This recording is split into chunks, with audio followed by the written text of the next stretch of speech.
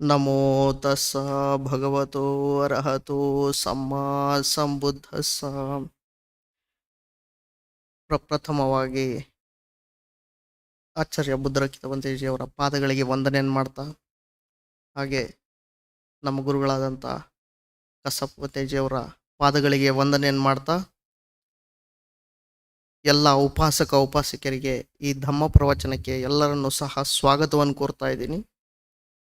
ಹಾಗೆ ಯಾರೆಲ್ಲ ಆನ್ಲೈನ್ನಲ್ಲಿದ್ದೀರಿ ಎಲ್ಲರನ್ನೂ ಸಹ ಈ ಈ ದಿನದ ಪ್ರವಚನಕ್ಕೆ ಪ್ರತಿಯೊಬ್ಬರನ್ನೂ ಸಹ ಸ್ವಾಗತವನ್ನು ಕೋರ್ತಾ ಇದ್ದೀನಿ. ಎಲ್ಲ ಭಗವಾನ್ ಬುದ್ಧ ಧಮ್ಮ ಸಂಘದ ಆಶೀರ್ವಾದ ಎಲ್ಲರ ಮೇಲೆ ಇರಲಿ ಅಂತೇಳಿ ಈ ದಿನದ ಧಮ್ಮ ಪ್ರವಚನವನ್ನು ಭಗವಾನರನ್ನ ನೆನೆಸ್ಕೊಂಡು ಈ ಧಮ್ಮ ಪ್ರವಚನವನ್ನು ಶುರು ಮಾಡ್ತಾ ಇದ್ದೀನಿ.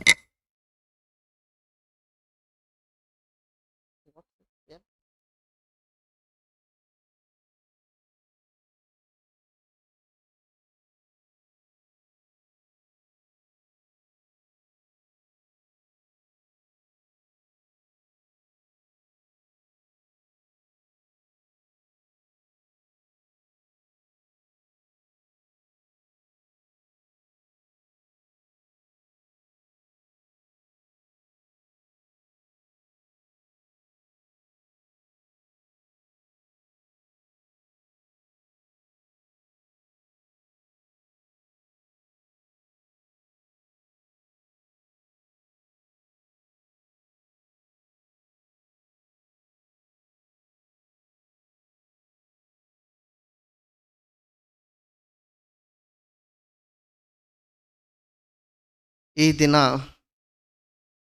ನಾವು ಒಂದು ಸುತ್ತದ ಬಗ್ಗೆ ಮಾತಾಡೋಣ.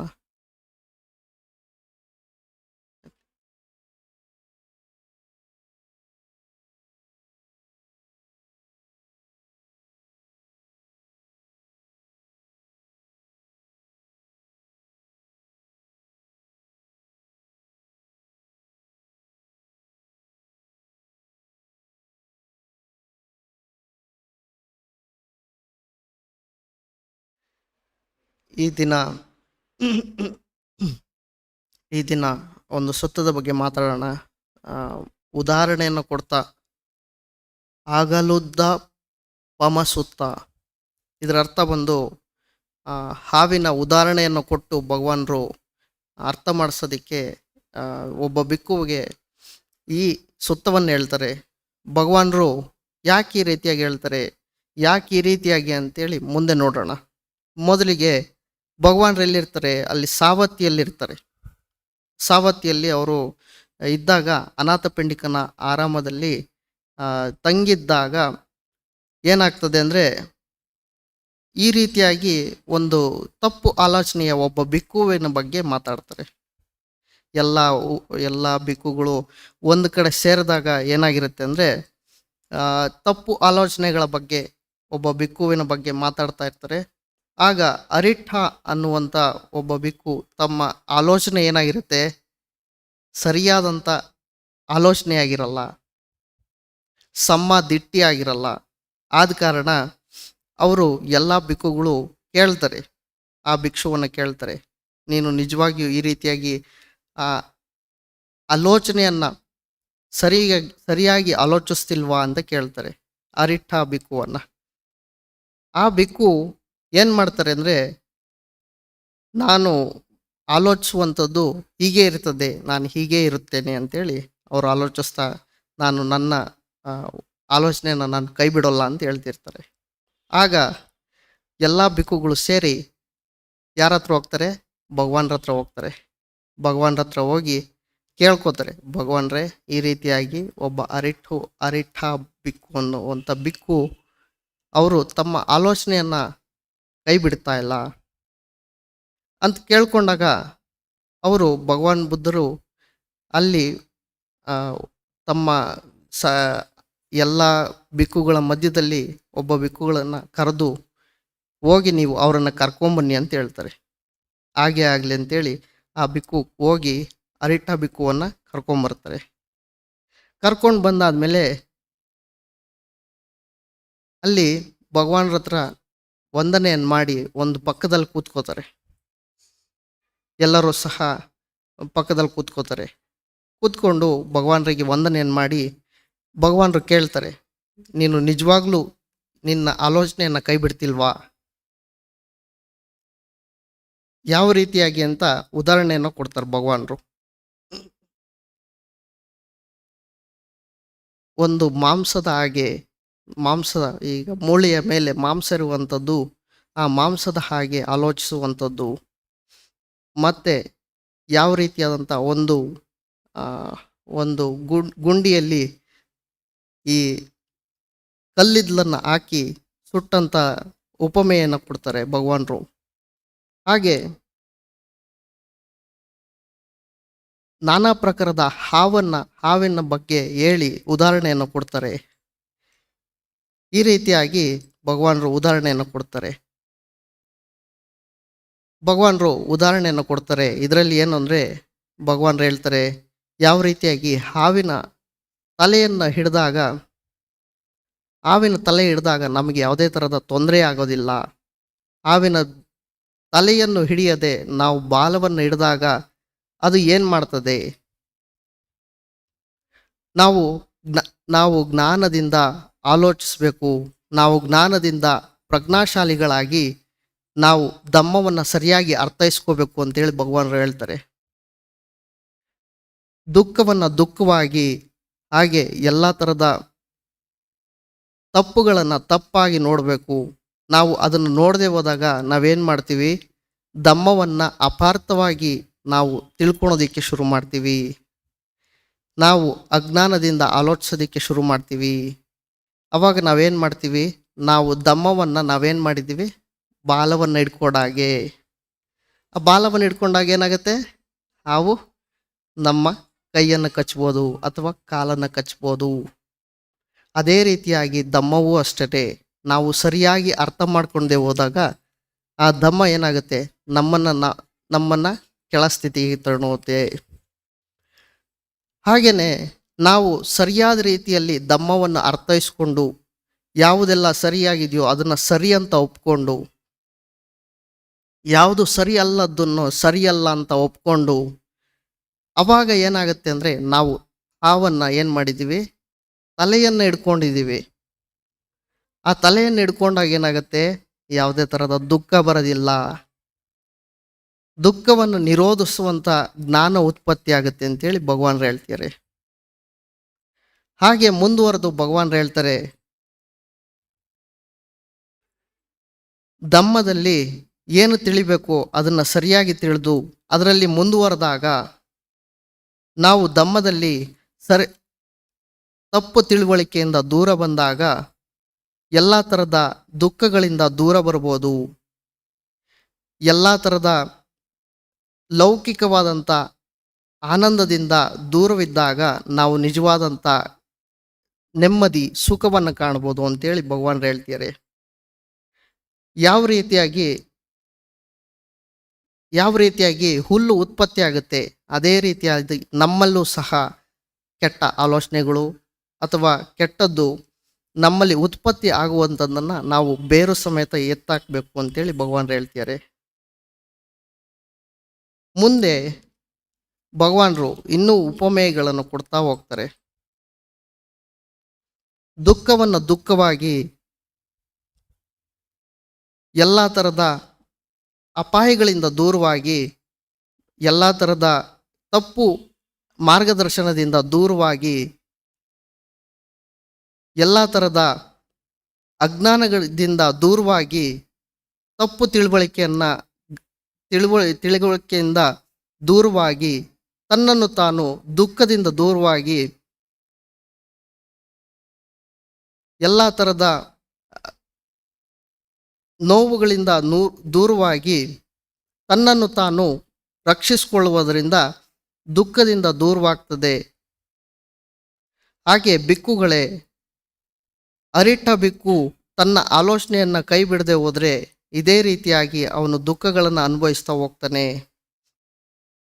ಬಿಕ್ಕು ಅರಿಟ್ಟ ಯಾವ ರೀತಿಯಾಗಿ ಆ ರೀತಿಯಾಗಿ ಹೇಳ್ತಿದ್ದಾಗೇನೆ ಬಿಕ್ಕು ಅರಿಟ್ಟ ತಾನು ಕೃಷನಾಗಿ ಕೂತ್ಕೋತಾನೆ. ತನ್ನನ್ನು ತಾನು ಸಣ್ಣದಾಗಿ ಮಾಡಿ ತಲೆಯನ್ನು ಕೆಳಗಿರಿಸಿ ಆಲೋಚಿಸ್ತಾನೆ, ನಾನು ತಪ್ಪನ್ನು ಆಲೋಚಿಸ್ತಾ ಇದ್ದೀನಿ, ಆಮೇಲೆ ನಾನು ತಪ್ಪನ್ನು ಮಾಡಿದೆ ಅನ್ನುವಂಥ ಮನಸ್ಸಿನಲ್ಲಿ ದುಗುಡದಿಂದ ಕೂತ್ಕೋತಾನೆ. ಭಗವಾನರು ಮುಂದೆ ಧಮ್ಮವನ್ನು ಕೊಡ್ತಾ ಅರಿಠಾ ಭಿಕ್ಕುವಿಗೆ ಹೇಳ್ತಾರೆ, ನಾವು ರಿಸೀವ್ ಮಾಡುವಂಥದ್ದನ್ನು ಸರಿಯಾಗಿ ರಿಸೀವ್ ಮಾಡದೆ ಹೋದರೆ, ಯಾವುದನ್ನೆಲ್ಲ ಸರಿಯಾಗಿ ನಾವು ಪಡ್ಕೊಂಡೇ ಹೋದರೆ ನಾವು ದುಃಖದಿಂದ ದೂರ ಬರೋದಕ್ಕೆ ಸಾಧ್ಯ ಇಲ್ಲ ಅಂತ ಹೇಳ್ತಾರೆ. ಹಾಗೆಯೇ ಇನ್ನು ಮುಂದೆ ಭಗವಾನ್ ಬುದ್ಧರು ಉಪಮೇಯಗಳನ್ನು ಕೊಡ್ತಾ ಹೋಗ್ತಾರೆ.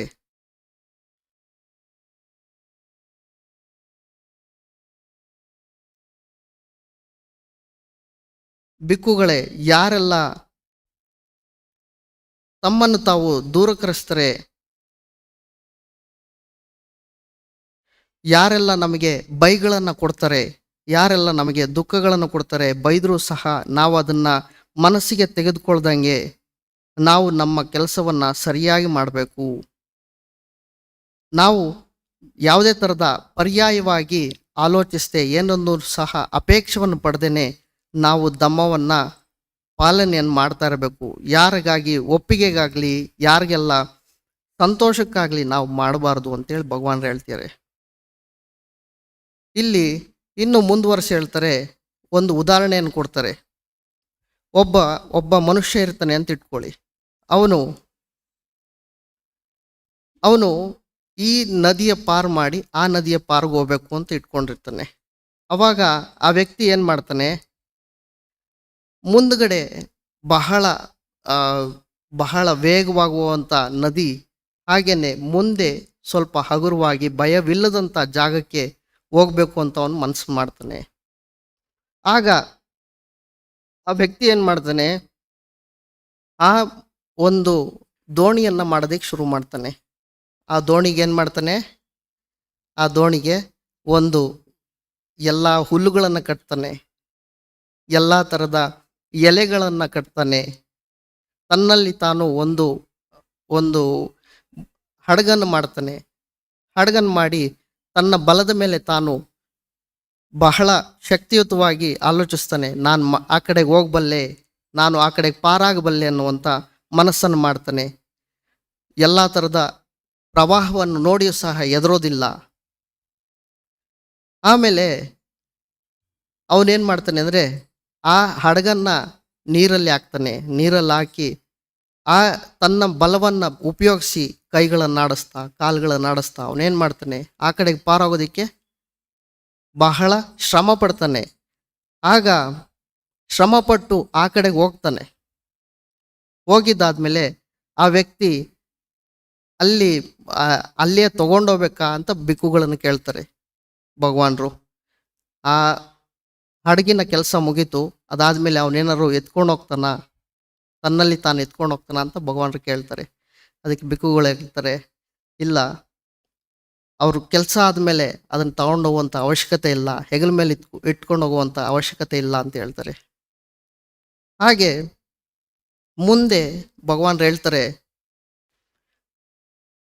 ಇದನ್ನು ಒತ್ಕೊಂಡು ಹೋಗಿದ್ದಾದ್ಮೇಲೆ ಅದನ್ನು ನಿಲ್ಲಿಸ್ತಾನ?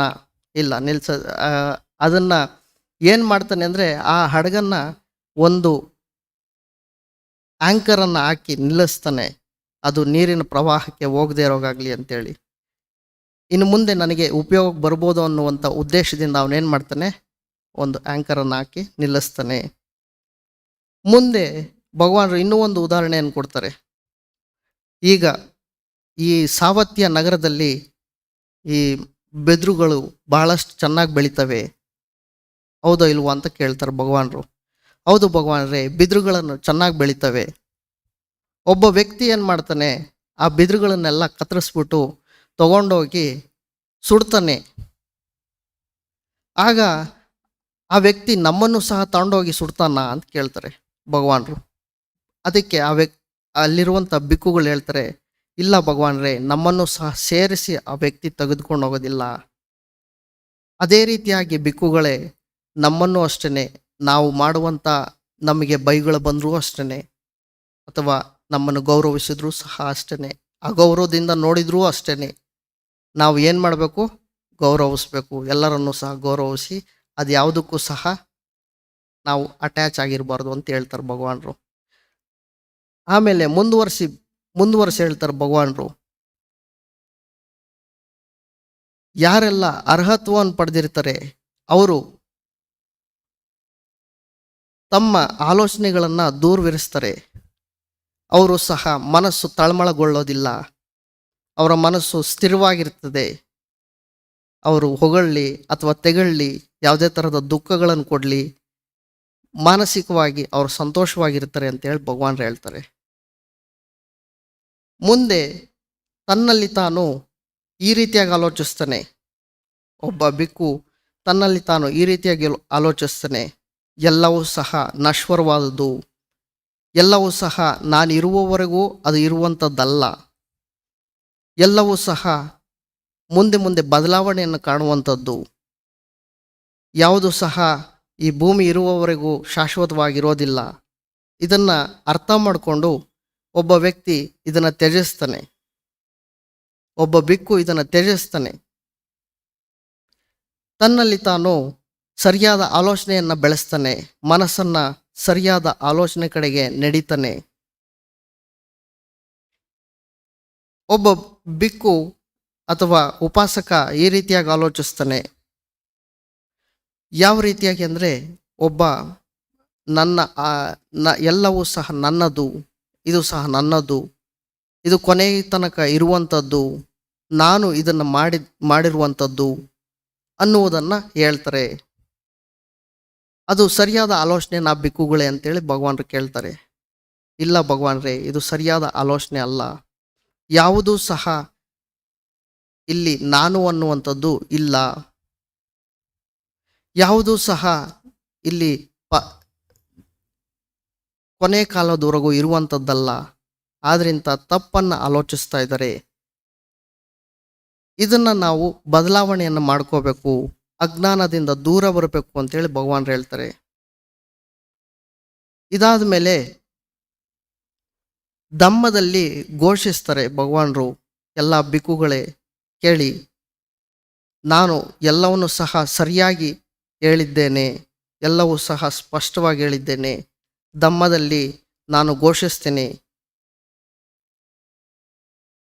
ಯಾರೆಲ್ಲ ಅರ್ಹತ್ವವನ್ನು ಪಡೆದಿದ್ದಾರೆ ಅವರು ತಮ್ಮ ಎಲ್ಲವೂ ಸಹ ಅಂಟುವಿಕೆಯಿಂದ ದೂರ ಬಂದಿದ್ದಾರೆ, ಅವರು ಧಮ್ಮದಲ್ಲಿ ದೂರ ಬಂದಿದ್ದಾರೆ. ಧಮ್ಮದಲ್ಲಿ ಬಹಳ ಪ್ರದುಷ್ಟವಾಗಿದ್ದಾರೆ. ಅವರು ಯಾವುದೇ ಥರದ ದುಗುಡದಲ್ಲಿಲ್ಲ, ಧಮ್ಮದಲ್ಲಿ ಸ್ಥಿರವಾಗಿದ್ದಾರೆ. ಯಾವುದೆಲ್ಲ ಮಾಡಬೇಕು ಅದನ್ನು ಮಾಡಿದರೆ, ಇನ್ನು ಯಾವುದೆಲ್ಲ ಜವಾಬ್ದಾರಿ ಮಾಡಬೇಕಾಗಿತ್ತು ಅದನ್ನೆಲ್ಲ ಮಾಡಿದರೆ, ಬ್ರಹ್ಮಚರ್ಯವನ್ನು ಆಚರಿಸಿದರೆ ಅವರು ಇನ್ನು ಮರು ಹುಟ್ಟೋದಿಲ್ಲ ಅಂತೇಳಿ ಭಗವಾನರು ಹೇಳ್ತಾರೆ. ಮತ್ತೆ ಒಬ್ಬರು ಒಂದು ಬಾರಿ ಬರ್ತಾರೆ, ಅವರು ತಮ್ಮಲ್ಲಿ ತಾವು ಇನ್ನು ಹುಟ್ಟೋದಿಲ್ಲ, ನಾವು ಈ ಧಮ್ಮದಲ್ಲಿ ಇನ್ನು ಒಂದು ಬಾರಿ ಬರ್ತೀವಿ, ಇನ್ನು ಈ ಜನ್ಮವನ್ನು ತೆಗೆದುಕೋತೀವಿ ಅಂತೇಳಿ ಅವರು ಧಮ್ಮದಲ್ಲಿ ಸ್ಥಿರವಾಗಿ ಇನ್ನು ಒಂದು ಜನ್ಮವನ್ನು ತೆಗೆದುಕೊಂಡು ಅವರು ಇನ್ನು ಮತ್ತೆ ಬರೋದಿಲ್ಲ, ಅವರು ಇನ್ನು ಮತ್ತೆ ಈ ಸಂಕೋಲೆಗಳಲ್ಲಿ ಸಿಕ್ಕೋದಿಲ್ಲ ಅಂತೇಳಿ ಭಗವಾನರು ಹೇಳ್ತಾರೆ. ಅವರು ಸಗದಗಾಮಿಯವರು. ಇನ್ನು ಮುಂದೆ ಹೇಳ್ತಾ, ಧಮ್ಮದಲ್ಲಿ ಇನ್ನು 7 ಬಾರಿ ಜನ್ಮವನ್ನು ತೆಗೆದುಕೋತಾರೆ, ಅವರು ಇನ್ನು ಮರು ಹುಟ್ಟೋದಿಲ್ಲ, ಧಮ್ಮದ ಕಡೆಯಲ್ಲಿ ಇನ್ನು ಅರ್ಹತ್ವದ ಕಡೆಗೆ ನಡೀತಾರೆ ಅಂತೇಳಿ ಭಗವಾನರು ಹೇಳ್ತಾರೆ. ಅದು ಸೋತಾಪನ್ನ ಅವರು. ಈ ರೀತಿಯಾಗಿ ಹೇಳಿ ಧಮ್ಮದಲ್ಲಿ ಪ್ರದೋಷ್ಟವನ್ನು ಪಡಿಸ್ತಾ ಎಲ್ಲ ಬಿಕ್ಕುಗಳಿಗೆ ಧಮ್ಮವನ್ನು ಹೇಳ್ತಾ ಈ ಸುತ್ತವನ್ನು ಎಲ್ಲರನ್ನೂ ಸಹ ಅವರು ಭಗವಾನರು ಪರ್ಯಾಯವನ್ನು ಹೇಳಿ ಎಲ್ಲರನ್ನು ಕೂಡಿಸ್ತಾರೆ, ಧಮ್ಮದಲ್ಲಿ ಕೂಡಿಸ್ತಾರೆ, ಸತ್ಯವನ್ನು ಅರಿಯನ್ನು ಮಾಡಿಸ್ತಾರೆ. ಎಲ್ಲರಿಗೂ ಸಹ ಅಜ್ಞಾನದಿಂದ ಜ್ಞಾನದ ಕಡೆಗೆ ತೋರಿಸಿ ಬಿಕ್ಕುವನ್ನು ಸರಿದಾರಿಗೆ ತೆಗೆದುಕೊಂಬರ್ತಾರೆ. ಇದು ಈ ಅಲಗದುಪಾಮ ಸುತ್ತ. ಈ ಸುತ್ತದಲ್ಲಿ ಭಗವಾನರು ಬಹಳ ಸ್ಪಷ್ಟವಾಗಿ ಹೇಳಿದ್ದಾರೆ, ನಮ್ಮ ಆಲೋಚನೆಗಳನ್ನು ಸರಿಪಡಿಸ್ಕೊಂಡೇ ಹೊರತು ನಮ್ಮಲ್ಲಿ ಸಂತೋಷ ನೆಮ್ಮದಿ ಬರೋದಿಲ್ಲ ಅಂತೇಳಿ ಹೇಳ್ತಾರೆ. ನಾವು ದುಃಖಗಳಿಂದ ದೂರವಾಗೋದಿಲ್ಲ ಅಂತ ಹೇಳ್ತಾರೆ. ಈ ಸುತ್ತ ಬಹಳ ಸುಂದರವಾದಂಥ ಸುತ್ತ. ಇದಕ್ಕೆ ನಾವು ನಮ್ಮನ್ನು ನಾವು ಅರ್ಥ ಮಾಡ್ಕೋಬೇಕು. ನಮ್ಮ ಆಲೋಚನೆಗಳನ್ನು ಸರಿಪಡಿಸ್ಕೋಬೇಕು. ಎಲ್ಲ ಥರದ ಕೆಟ್ಟ ಆಲೋಚನೆಗಳಿಂದ ದೂರ ಬಂದು ಒಳ್ಳೆಯ ಆಲೋಚನೆಗಳನ್ನು ಬೆಳೆಸ್ತಾ ಹೋಗಬೇಕು. ನಮ್ಮ ತಂದೆ ತಾಯಿಗಳನ್ನು ಚೆನ್ನಾಗಿ ನೋಡ್ಕೋಬೇಕು. ನಮ್ಮ ಹಿರಿಯರನ್ನು ಗೌರವಿಸ್ಬೇಕು. ನಮ್ಮ ಎಲ್ಲ ಸ್ನೇಹಿತರನ್ನು ಸರಿಯಾಗಿ ಕಾಣಬೇಕು. ಯಾರನ್ನೆಲ್ಲ ಗೌರವಿಸ್ಬೇಕು ಅವರನ್ನೆಲ್ಲ ಸರಿಯಾಗಿ ಗೌರವಿಸಿ ನಾವು ನಮ್ಮ ಬಂದಿರುವಂಥ ಕರ್ತವ್ಯಗಳನ್ನು ಸರಿಯಾಗಿ ನಿಭಾಯಿಸಿ ಮುಂದುವರಿಸಿ ನಾವು ಧಮ್ಮದಲ್ಲಿ ನಡೆದು ಹಾಗೆ ನಿಬ್ಬಾನವನ್ನು ಪ್ರಾಪ್ತಿಯನ್ನು ಮಾಡಬೇಕು. ಇದು ಭಗವಾನ್ ಬುದ್ಧ ಧಮ್ಮ ಸಂಘದ ಮೂಲ ಆಶಯ. ದುಃಖದಿಂದ ದೂರ ಬರುವಂಥದ್ದು, ಹಾಗೆ ದುಃಖದ ಮಾರ್ಗವನ್ನು ಕಂಡುಹಿಡಿಯುವಂಥದ್ದು, ಹಾಗೆ ದುಃಖದಿಂದ ದೂರ ಬರುವಂಥದ್ದು. ಇದು 4 ಆರ್ಯ ಸತ್ಯಗಳು. ಭಗವಾನ್ ಬುದ್ಧ ಧಮ್ಮ ಸಂಘದಲ್ಲಿ ಈ ಸುತ್ತವನ್ನು ಹೇಳ್ತಾ ಭಗವಾನರು ಸ್ಪಷ್ಟವಾಗಿ ಎಲ್ಲರನ್ನೂ ಸಹ ಧಮ್ಮವನ್ನು ಪ್ರಕಾಶಗೊಳಿಸಿದ್ದಾರೆ. ಎಲ್ಲರಿಗೂ ಸಹ ಮಂಗಳ ಮೈತ್ರಿಯನ್ನು ಕೊಟ್ಟಿದ್ದಾರೆ. ಇಲ್ಲಿಗೆ ನಾನು ಈ ಧಮ್ಮ ಪ್ರವಚನವನ್ನು ಅಂತ್ಯವನ್ನು ಮಾಡ್ತಾ ಇದ್ದೀನಿ. ಎಲ್ಲರಿಗೂ ಸಹ ಮಂಗಳವನ್ನು ಕೋರ್ತಾ ಇದ್ದೀನಿ. ಭಗವಾನ್ ಬುದ್ಧ ಧಮ್ಮ ಸಂಘದ ಆಶೀರ್ವಾದ ಎಲ್ಲರ ಮೇಲೂ ಇರಲಿ. ಭವತು ಸಬ್ಬ ಮಂಗಲಂ ರಕ್ಷಂತು ಸಬ್ಬ ದೇವತಾ ಸಬ್ಬ ಬುದ್ಧಾನುಭಾವೇನ ಸಬ್ಬ ಧಮ್ಮಾನುಭಾವೇನ ಸಬ್ಬ ಸಂಘಾನುಭಾವೇನ ಸದಾ ಸೋತಿ ಭವಂತು ತೇ. ಸಾಧು ಸಾಧು ಸಾಧು.